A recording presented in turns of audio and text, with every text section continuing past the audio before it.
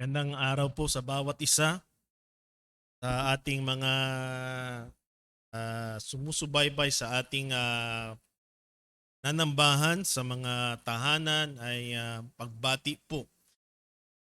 Nawa sa umagang ito tayo ay nasa mabuting kalagayan wa ang ating buhay ay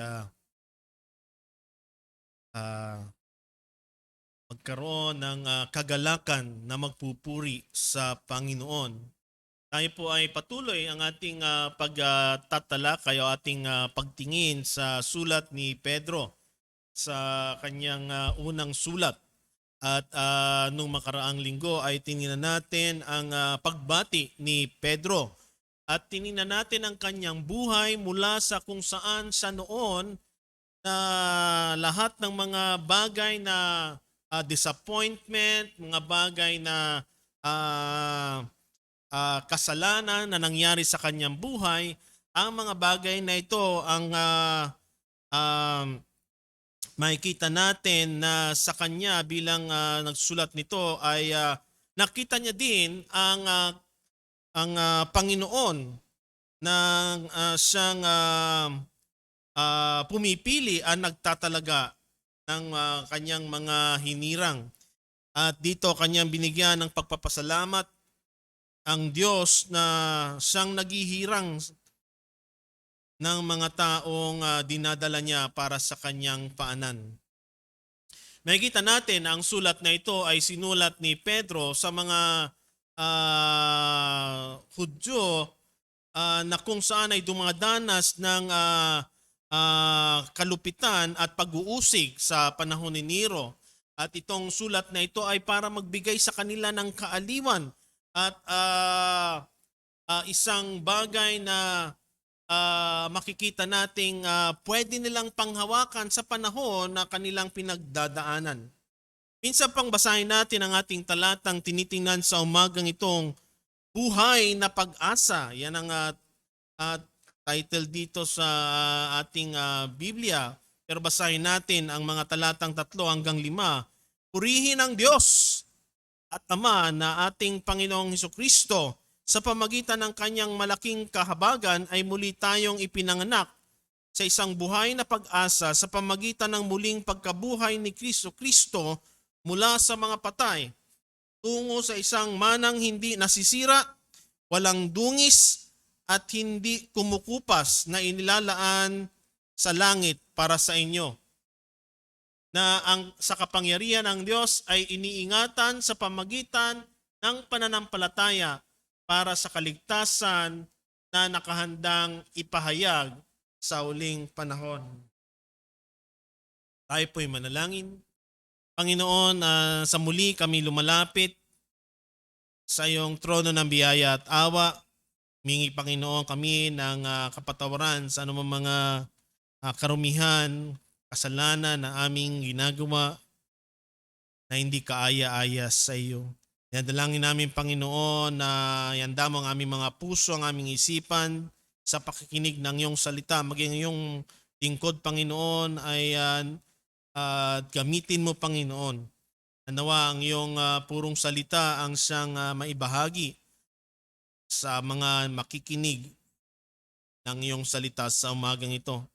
Langin namin Panginoon ang iyong banal na Espiritu ang siyang mangusap sa amin sa pamagitan ng salita na aming mapapakinggan sa umagang ito. Nawa kayo ang siyang mangusap at nawa ito'y maging kapakipakinabang, maging malinaw ang mensaheng aming makikita sa umagang ito. Samahan po kami Panginoon sa umagang ito, ang aming dalangin sa matamis sa pangalan ni Jesus. Amen. Dahil makikita natin na ang mensaheng binabanggit ni Pedro dito sa mga mananampalataya doon sa Roma ay isang bagay na pwede nating makitaan ng paano natin titingnan ang mga sitwasyon na kung saan tayo ay nawawala ng pag-asa. Sa panahon natin ngayon ay napakadali na mawala ng pag-asa. Kung makikita natin ang mga bagay-bagay na nangyari sa sanlibutan ngayon, maraming mga nangyayari, no? Unang-una, may mga isang bulkan na pumutok, no? Sa ilalim ng lupa o sa ilalim ng dagat, Tonga. Hindi lamang yon, ang karamihan ng mga takot tungkol sa vaccine, no? Mga mababasa mo sa internet na kung ano-ano.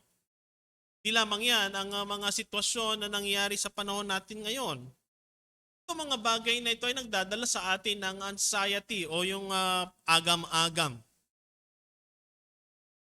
Maaari tayong mawalan ng pag-asa, ma-discourage at magkaroon ng takot.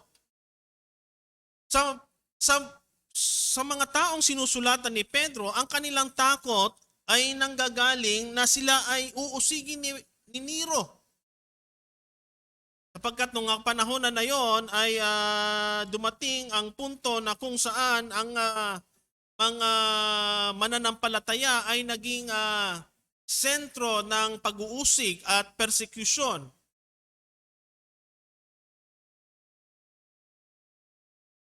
At marami sa kanila ang naipatapon. Ang isang mga agam-agam nila, mawalan sila ng trabaho, mahiwalay sa pamilya nila, at ang iba sa kanila ay maaring maging martir at ito yung mga bagay na kung saan naging dahilan upang si Pedro ay magsulat sa kanila na ang mga bagay na itong kanilang pinagdadaanan ay wag silang magkaroon ng wag silang mawalan ng pag-asa, wag silang ma-discourage, at nawa ang mga salitang ito ni Pedro ay mabagay sa kanila ng bagong pag-asa. Maring isan sa atin ngayon, sa mga nakikinig o nasa kanilang mga tahanan, maring kayo ay dumadaan ng mga pagsubok o mga agam-agam, mga bagay na kung saan ay kayo ay naroroon sa punto ng takot. Mga agam-agam kung ano mangyayari sa bukas. Nawa ang salitang ito magbigay ng kagalakan sa bawat isa. Ang mensahe nais nating dalhin sa umagang ito, the fullness of God's divine blessing is revealed in our great salvation. Ang pagpapala ng Panginoon, ang kaganapan ng pagpapala ng Panginoon na binibigay sa atin ay masasalamin ito, makikita natin ito sa kanyang biyaya ng kaligtasan. At yan sa umagang itong ang panawagan ni Pedro, na sa mga pinagdadaanan nila na mga agam-agam at takot, balikan nila ang pagkatawag ng Diyos sa kanila, ang kanilang kaligtasan na natanggap sa Panginoon. Sabi nga ni Calvin sa kanyang sulat, for this purpose, so that we will prepare for the spiritual battle, the knowledge of God's benefit is our great help. Alalahanin natin ang mga bagay na binigay ng Panginoon sa atin sa ating kaligtasan na mula sa Kanya. Na ihanda tayo sa mga sitwasyong itong pinagdadaanan natin. Mga agam-agam at mga takot. At dalawang bagay makikita natin dito, makikita natin sa mga talata. Unang-una, there is a rich doxology to God. At tingnan natin din ang mamaya-maya yung great blessing poured out upon His people. Sa mga problemang pinagdaanan ng o sa mga sitwasyon na pinagdadaanan ng mga sinusulatan ni Pedro dito, ay makikita natin ang kanyang unang ginawa ay nagpuri sa Diyos.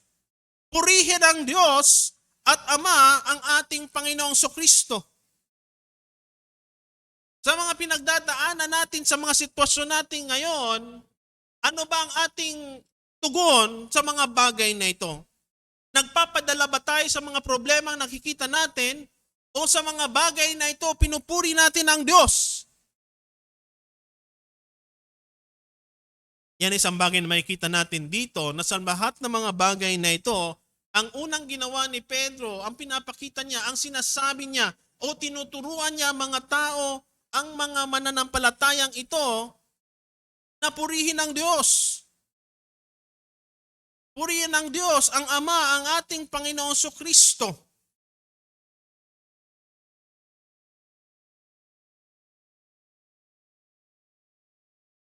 sa buhay natin, pinupuri pa ba natin ang Panginoon sa ating buhay? Ang ating mambuhay, nag-uumapaw ba ang pagpupuri para sa ating Panginoon? Dalawang bagay makikita natin dito.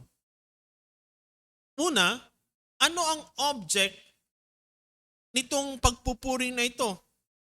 The object of this blessing ay makikita natin na ito'y papuri para sa Panginoon, sa ating Panginoong Hesukristo. Na sa mga pinagdadaanan nila, sa mga agam-agam, ang unang sinasabi dito, magpuri tayo sa ating Panginoong Hesukristo. Ano ang reason? Bakit kailangan tayo magpuri?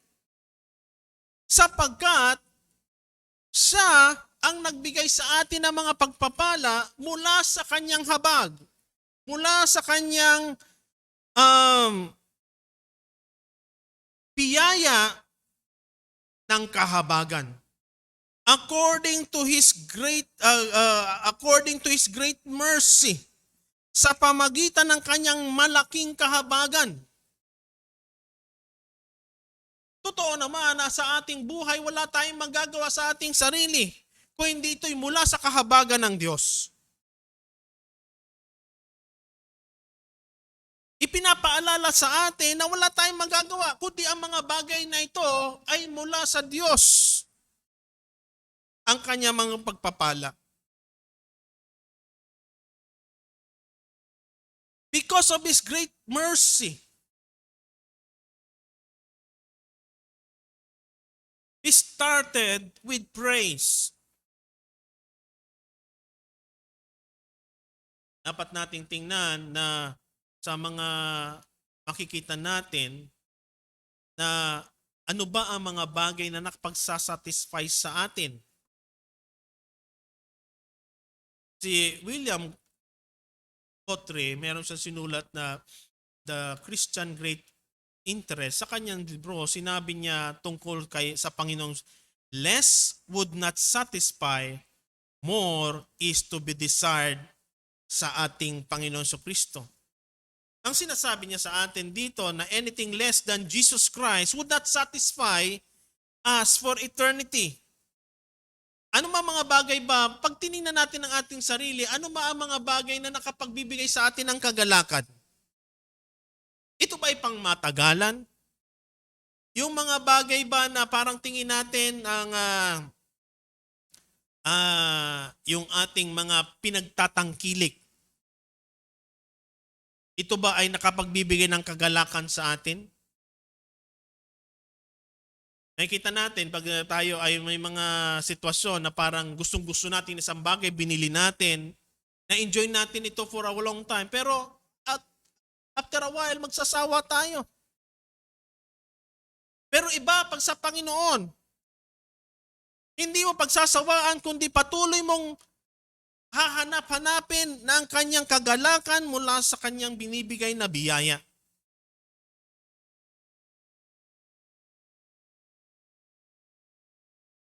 You be wanting more of Jesus Christ, pag ang ating buhay ay ating patuloy na inilalagay sa Kanya. Walang makapagsasatisfy sa atin. Relationship, ang ating mga pera, ang ating mga account, nakapagsasatisfy ba ito sa atin? May mga sitwasyon nga makikita natin, mga tao na sobrang yaman, pero in the end, their life is in despair. Why? Because anything of this world would not satisfy us. Ang bagay lang na makapagsasatisfy ng ating buhay, walang iba ang ating Panginoong Kristo.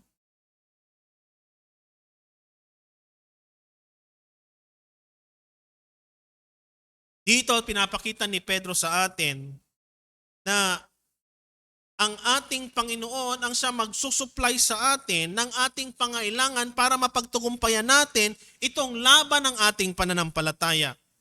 Na para tayo makapamuhay ng isang tunay na pamumuhay Kristiyano na kaya nating harapin anumang mga problemang itong pinagdadaanan natin at anumang klaseng problema. Start with praise. Kasi the more natitingnan mo yung problema, mas lumalaki siya kaysa makita natin na mas malaki ang Diyos doon sa mga problemang yon. Ano ba ang bagay na siyang paulit-ulit na nailalagay o nagdo-dominate ng ating kaisipan? Na patuloy siyang na-obsess sa atin. Isang bagay, pag patuloy mong pinapanood yung TV, no, yung mga napabalitaan mo, nakikita mo mga balita, ito yung laging iniisip-isip mo to the point na hindi mo na makita ang Diyos na mas malaki sa mga problemang ito. Isang patunay makikita na hanggang ngayon buhay pa tayo. Ito'y biyaya ng Panginoon ayon sa kanyang kalooban. Over and over again, ini-encourage tayo ng salita ng Panginoon na ang ating mga problema ilagak natin sa Diyos. Hindi natin dinideny na mayroong problema, no? Malaki ang ating mga dinadala-dala. Pero tatandaan natin na isang bagay na pwede nating gawin sa harapan ng mga bagay na ito ay purihin natin ang Diyos at Ama, ang ating Panginoon Kristo. The first thing that we need to do together is to praise God and the Father of our Lord Jesus Christ. Blessed be the God and the Father of our Lord Jesus Christ.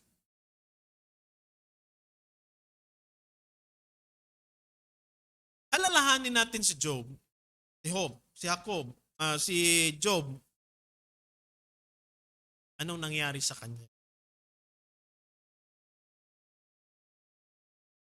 Pinagpala siya ng Panginoon, pero in the end, may mga bahagi sa kanyang buhay na kung saan lahat ng kanyang anak ay namatay. Ang kanyang bahay ay nawala. Maging ang kanyang ari-arian ay nawala. Ang natira na lang sa kanya, ang kanyang asawa. Pero through it all, ang sinabi niya, the Lord gave and the Lord take it away. And he fell down in worship.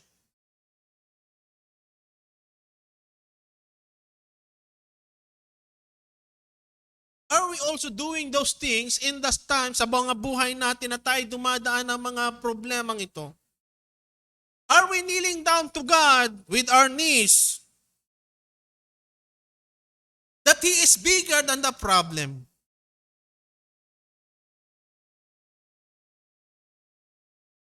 Sapagkat ito, si Pedro ay siyang susulat sa mga kapatiran dito. Mananampalataya ang kinakausap niya dito.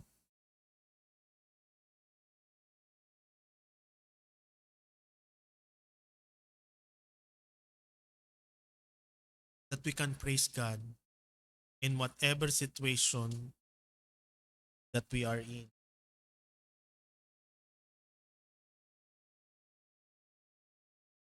Anong sitwasyon ang pinagdadaanan ng buhay mo sa mga oras na ito?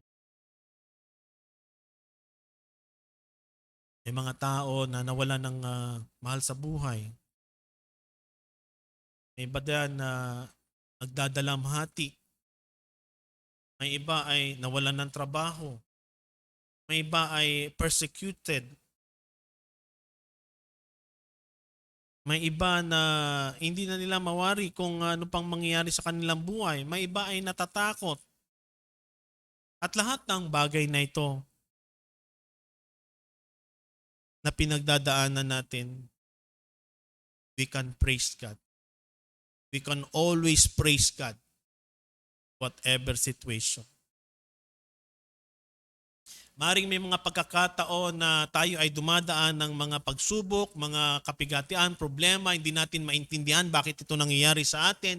Pero tatandaan natin, alam ng Diyos, nakita na ng Diyos kung anong mangyayari. Minsan sa pag-aaral nga natin, maging ang mga karamdaman na pinagdadaanan natin, may mga lesson na tinuturo ang Panginoon. Ang punto lang doon nakikita ba natin o natutuhanan ba natin ang mga turo ng Diyos na binibigay sa atin sa mga sitwasyon na yon?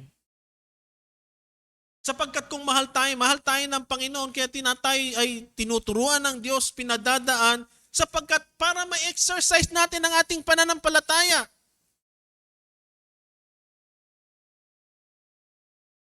May mga bagay na hindi natin ma-explain by science o hindi natin sapagkat ito ay may explain lamang sa pananampalataya.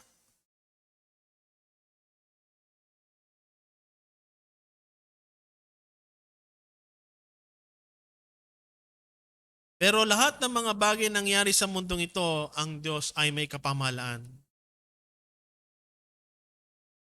At yung isang bagay na pwede nating panghawakan sa mga sitwasyon na hindi natin maintindihan, hindi natin ma-explain. We can trust God because God knows paanong nararapat. Maaring for a while ay tayo dumadaan ng mga pagsubok, pero in the end, ang purpose ng Panginoon ay para tayo palakasin at much more ng ating pananampalataya ay maging stronger. Para siyang muscle na dinidevelop for God's glory in the future.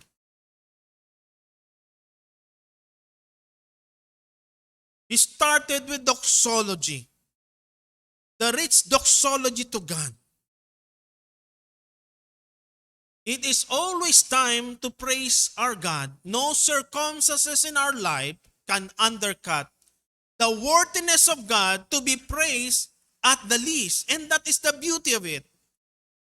Our circumstances will change, but our God is unchangeable. But our God will never change. No matter what happened to your life, our God is still worthy to be praised. And that is why Job, nasabi niya. At ito yun din sinasabi ni Pedro dito sa atin. Purihin ng Diyos ang Ama, ang ating Panginoon Kristo, sa pamagitan ng kanyang malaking kahabagan ay muli tayong ipinanganak sa buhay na pag-asa sa pamagitan ng muling pagkabuhay ni Kristo mula sa mga patay. Hindi lamang yung pagpupuring ito, ano yung root, ano yung ugat kung bakit kailangan siyang magpuri. Ito'y sa kahabagan ng Diyos, ang isang bagay na binigay sa atin ng ang bagong kapanganakan. The doxology was focused on God's mercy, and that praise lift up God and is rooted with His mercy. Yung kanyang kahabagan. Dito may kita natin na itong pagpupuri na ito ay nakaugat sa biyaya ng Diyos sa pamagitan ng tatlong persona. Our praise is always our response to God of what He is at ano ang kanyang ginagawa.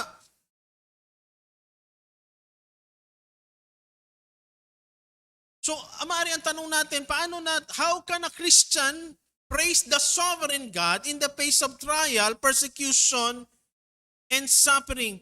It is only we see it in His mercy. Kung mararanasan lang natin ang biyaya ng Diyos na siya'y mabuti, we can praise God.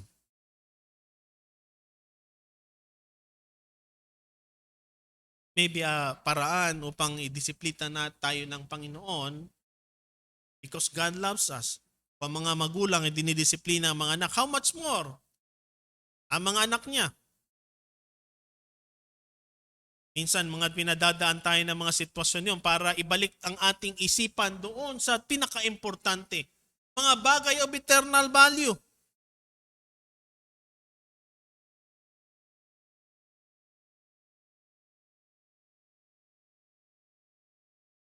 We praise God because of His mercy.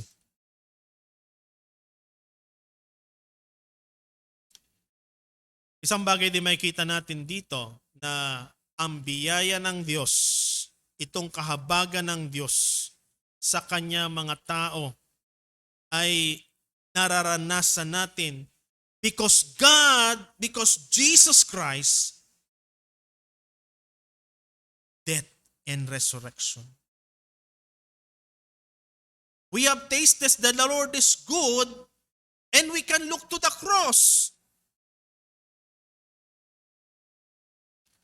For God giving His Son to us by His mercy.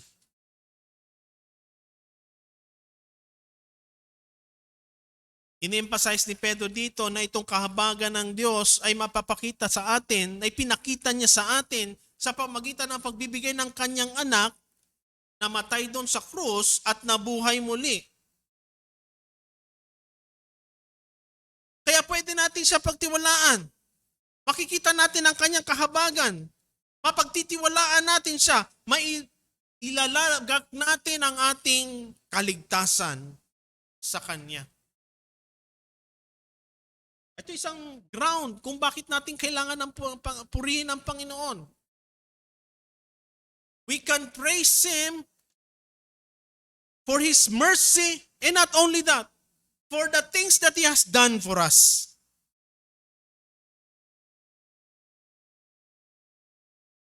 Ang ginawa ni Jesus doon sa krus ng Kalbaryo. At dito, itong bagay na ito, mapapakita sa atin to ng ating bagong kapakanakan. The new birth. That is God's mercy. The mercy gift of God. Ang ating bagong kapakanakan.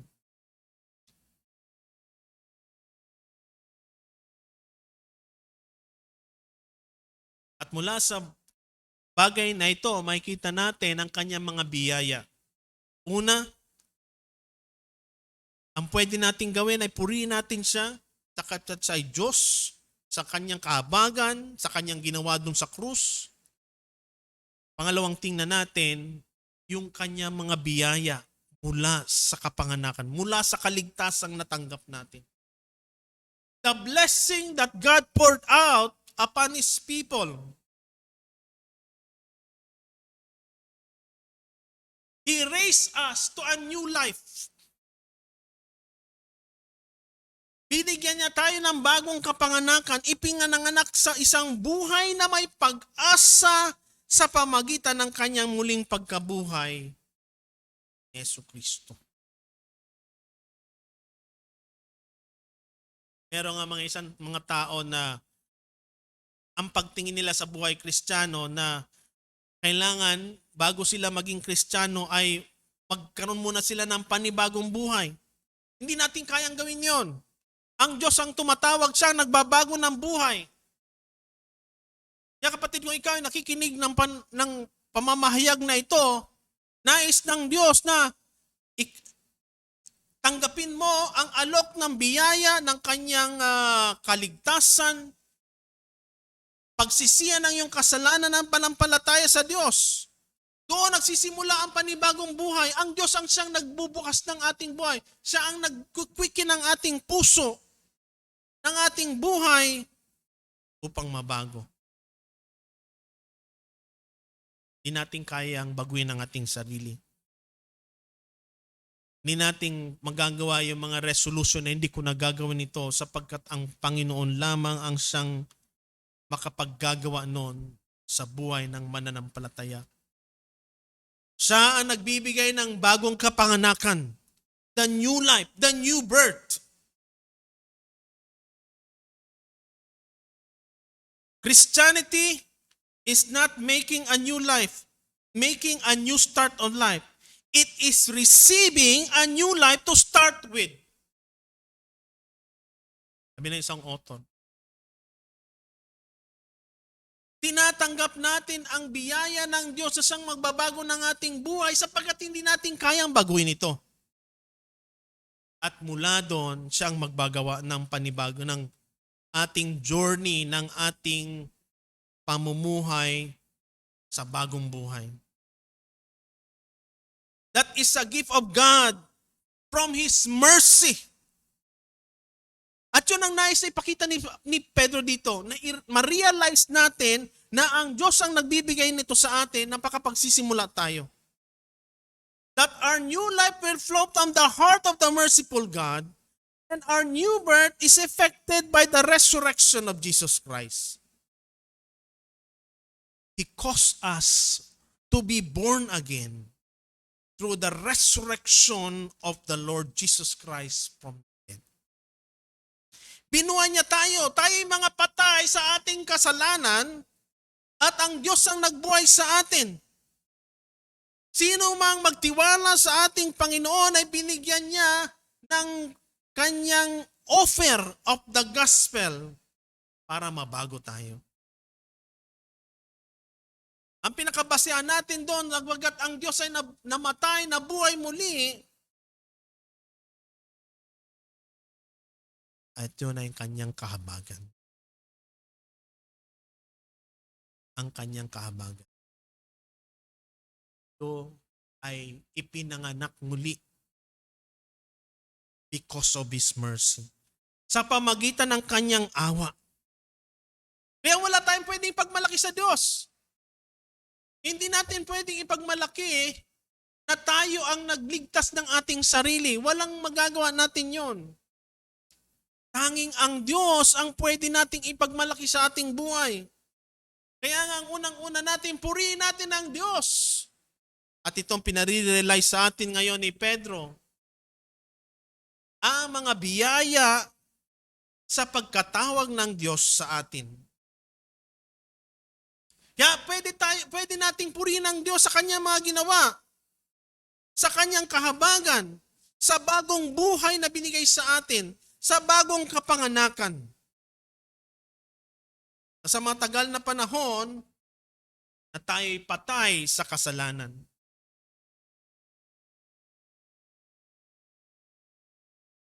At sa panibagong kapanganakan na ito, mga tatlong biyaya ang makita na, apat na biyaya ang makita natin dito mula sa Panginoon. Isang bagay na makita natin dito, ang buhay na pag-asa. Sa pamagitan ng malaking biyaya, malaking kahabagan ay muli tayong ipinanganak sa isang buhay na may pag-asa. Wawalan ka naman ng pag-asa, kapatid. Ikaw ay tinawag ng Panginoon, ipinanganak muli, born again experience through the resurrection of Jesus Christ. Meron tayong bagong pag-asa. There is a living hope. When you were saved, you were regenerated, and you were given the living hope. Isang buhay na pag-asa.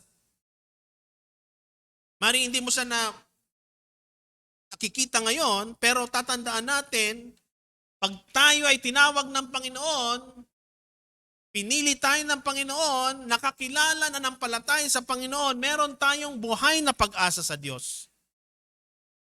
Ano ba ang pagkakaiba nitong pag-asa sa mundo? Ang pag-asa na pwede nating makita sa mundo, it will disappoint us. Maring for a time being. Pero the hope that we have in Jesus Christ, it is a living hope. Buhay na pag-asa. Kung kaya nga pwede tayong magpatuloy. Ano man ang mga sitwasyon natin sa mundong ito, tatandaan natin na hindi ito ang katapusan ng lahat ng bagay. Hindi nagtatapos dito, kundi meron pa tayong tinitingnang pag-asa ang kanyang muling pagbabalik. Doon mararanasan natin ang buhay sa kanyang presensya. Kaya nga ang mananampalata, you may feel hopeless at this time, but your life is never without a hope. Merong pag-asa. Saan natin makikita nun? Sapagkat si Jesus na namatay, na buhay muli, ito ang ating pag-asang tinitingnan. Meron tayong buhay na pag-asa. Hindi ito basta wishful thinking lamang. It is alive, buhay.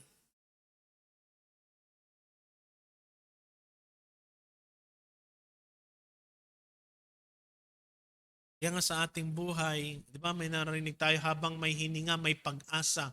Habang ang ating buhay, ang ating hininga ay biniligay natin sa Panginoon, siyang kumikilos sa atin, may pag-asa.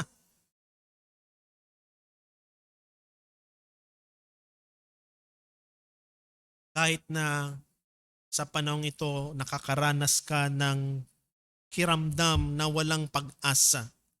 Even you feel hopeless, you know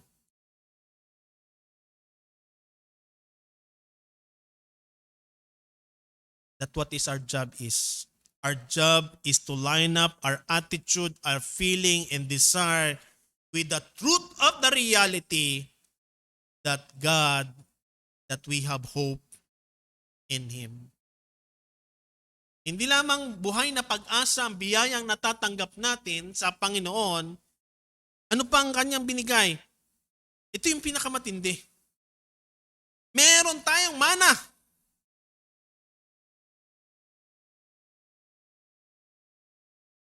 Hindi lamang buhay na pag-asa ang binibigay sa ating pagpapala ng Diyos, meron tayong an inheritance, the gift of inheritance. Kasama yon doon sa ating bagong kapanganakan.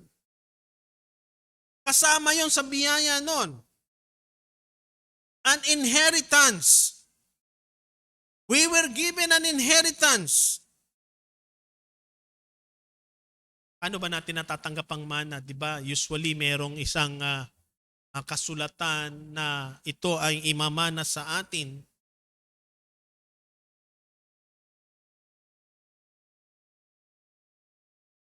Ganon din ang Panginoon. Sa ating puso, sa ating buhay, meron na siyang depositong inilagay. Kung kaya ang tunay na mananampalataya, kung ano man ang kanyang nangyari sa kanyang buhay, napariwaraman siya, pero babalik at babalik siya sapagkat ang Diyos ang siyang tumawag sa kanya. Kaya ang isang kaisipan natin na makikita, ay paano yung mga mananampalataya na sinasabi nilang mananampalataya siya pero napariwara sila? Hindi sila mananampalataya on the first place sapagkat kung ito'y tinawag ng Diyos, ang Diyos ang tumawag sa iyo, kailanman na hindi ka mapapariwara. Kailanman na hindi ka mawawala sapagkat ang Diyos ang siyang kumikilos sa iyong buhay. Isang example makita natin sa buhay ni Pedro. Ilang beses niyang pinagtatwa ang ating Panginoon Kristo to the point na salita siya ng mga sasama sa Panginoon. Yet in the end, the Lord restored him. 3 beses pa siyang paulit-ulit na tinatanong, do you love me more than this? Sapagkat ang tunay na mananampalataya, ang Diyos ang siyang mga naghahawak nito. May 3 bagay na sinabi si Pedro dito tungkol sa mana na natatanggap natin. Ang unang sinabi niya,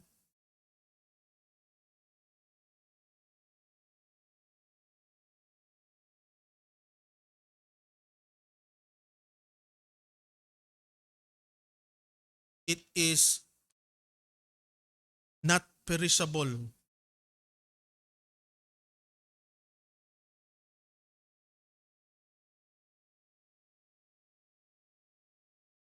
Hindi nasisira. 3 description may binigay ni Pedro dito para makita natin anong klaseng mana ang binigay ng Panginoon. Una, hindi siya nasisira. Not perishable.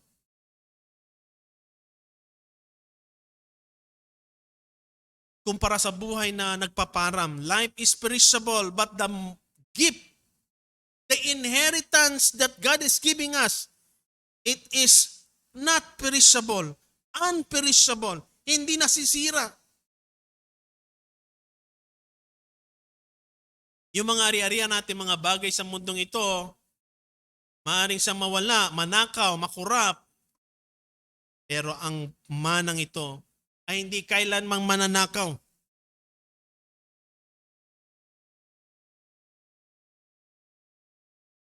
Walang makakanakaw. Paging si Paul, ang sinabi niya sa Ephesians, that he's talking about God's inheritance and our inheritance that God has given us, and that inheritance is because of His redemption, out of His redemption.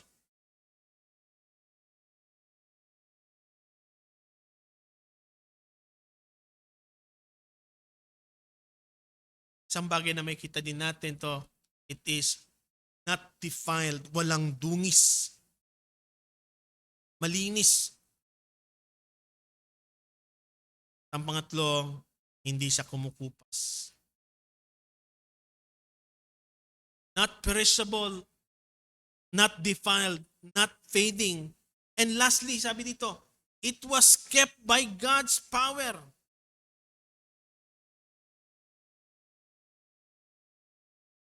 Ang Diyos ang nagpapanatili nito.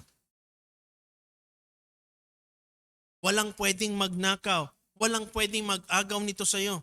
And that speak of assurance. Ito yung sinasabi, ito yung ating perseverance of the faith. Na pag tayo tinawag ng Panginoon, siya magpapanatili sa atin, siya ang magpuprotekta sa ating buhay hanggang tayo ay tawagin ng Diyos doon sa ating huling bahagi ng ating buhay. Ito yung mga biyaya makikita natin, the blessing of the blessed. That we have a living hope. That we have an inheritance, unperishable, undefiled, unfading. And it was protected by God. Kaya mga bagay na ito ang pwede nating sinasabi ni Pedro sa mga Hudyo, sa mga mananampalataya noon na dumadaan ng mga pagsubok, dumadaan ng agam-agam, pinapaalala sa kanila na ito ang mga biyaya ng Diyos na pwede niyong panghawakan. Maaring sa buhay na ito, wala tayong nakikitang pag-asa, pero tatandaan natin ang Diyos ang siyang ating buhay na pag-asa. Maaring sa buhay na ito, ikaw ay dumaraan ng mga pagsubok, maaring hindi mo nakitaan ang mga bagay na tatandaan natin na ang ating mana ay nasa Panginoon. At meron ng guarantee yun sapagkat sinabi niya, I have given you the guarantee of the Holy Spirit sa ating buhay. The inheritance is kept in heaven for you, who by God's power being guarded through the faith for salvation, ready to be revealed in the last time.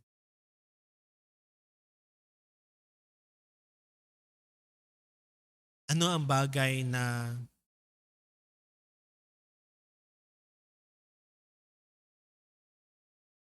sa buhay mo ay tingin mo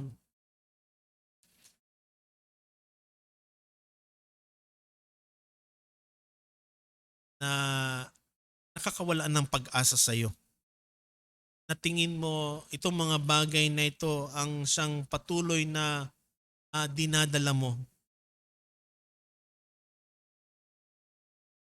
Wala mga bagay na pwedeng makapag-agaw sa atin ng kaligtasan na binigay ng Panginoon sa atin. Sapagkat ito'y secure, sapagkat ito'y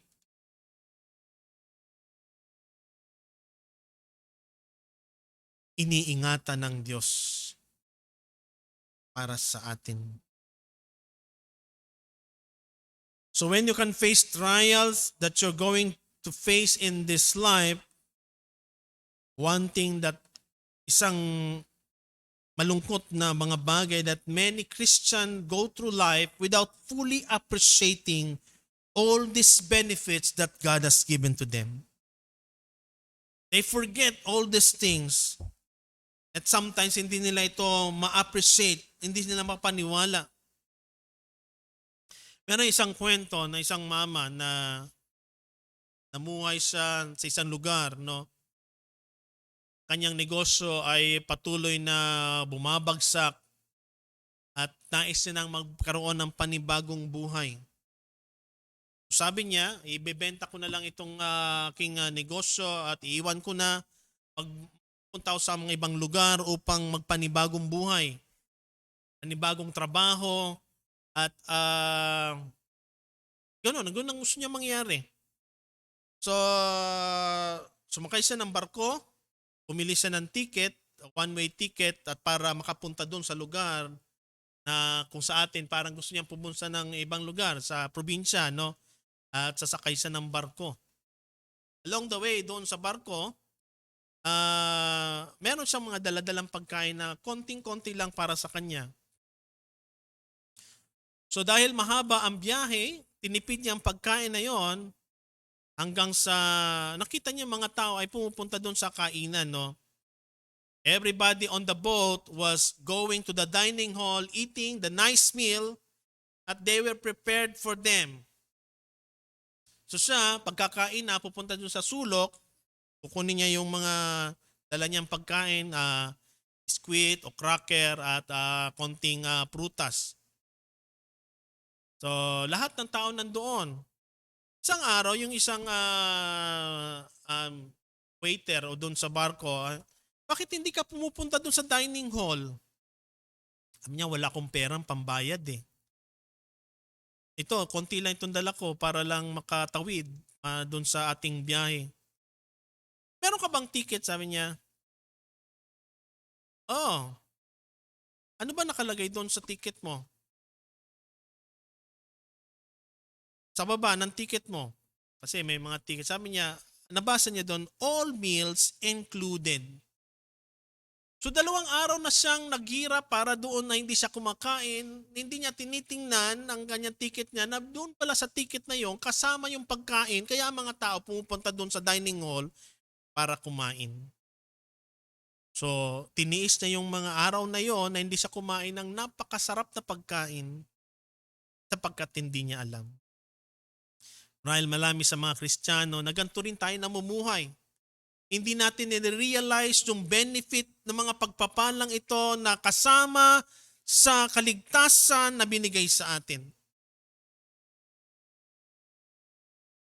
Kaya ito sa atin, pinare-realize sa atin ni Pedro na sa ating pamumuhay Kristiyano, ano man ang pinagdadaanan natin sa ating buhay na ito, tayo ay may buhay na pag-asa, tayo ay may mana sa Diyos. Na isang mana na hindi nagkukupas, hindi nasisira, walang dungis, hindi kumukupas at ito'y naiingatan sa langit. Sa ating buhay nawa tayo ay ma-realize ito. Na ang isang buhay Kristiyano hindi talunan, kundi ito isang buhay na may hinaharap na pag-asa anumang sitwasyon sa buhay.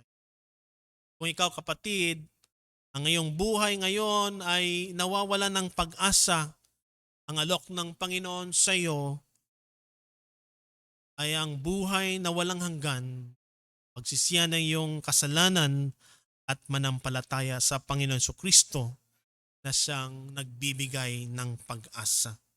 Manalangin tayo. Panginoon, samahan mo po kami sa mga nalalabi pang oras na nawa Panginoon sa aming mensaheng natanggap. Ito'y paalaala sa amin na ikaw ang Diyos na siyang nagbibigay ng pag-asa sa mga mundong itong walang pag-asa kaming nakikita. Nawa Panginoon ay patuloy naming alalahanin na ikaw ang Diyos na nagbibigay ng tunay na mana. Ang mga mana na hindi maaagaw, hindi mawawala mula sa iyong kapangyarihan. Tunay nga Panginoon na ito'y maging paraan upang kami magpatuloy na mamuhay na may kabanalan sa mundong ito na puno ng kasamaan. Nawa kami magpatuloy na lumakad sapagkat ang Diyos na pinaglilingkuran namin ay buhay na Diyos kung saan ang aming buhay na pag-asa ay naroroon. Salamat Panginoon. Patuloy mo kaming samahan at nawa balik namin ang papuri na karapat dapat ibalik sa iyong pangalan. Ang aming dalangin sa matamis sa pangalan ni Jesus. Amen.